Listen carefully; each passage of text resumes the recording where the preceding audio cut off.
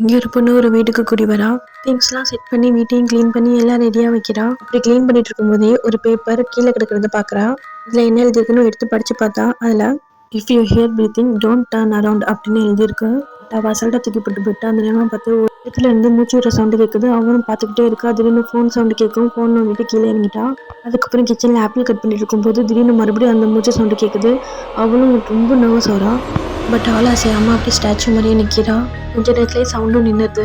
அதுக்கப்புறம் கண்ணாடியில் நின்று பார்த்துக்கிட்டு இருக்கா. கொஞ்ச நேரத்துலேயே மறுபடியும் அந்த மூச்சு வர சவுண்டு கேட்குது. ரொம்ப நர்வஸ் ஆகிறா.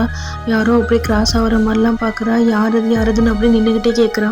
ஆனால் அவள் திரும்பி பார்க்காம அப்படியே ஸ்டாச்சு மாதிரியே நிற்கிறா. கொஞ்ச நேரத்துலேயே சைலண்ட் ஆகிடுது. அப்புறம் அந்த நர்வஸ்லேயே மெதுவாக போய் அவள் பெட்டில் போய் உட்காடுறா. என்ன சவுண்டாக இருக்குன்னு யோசிச்சுக்கிட்டே இருந்தா. சரி நம்ம சுற்றி தான் பார்ப்போமே அப்படின்னு சுற்றி திரும்பி பார்த்தா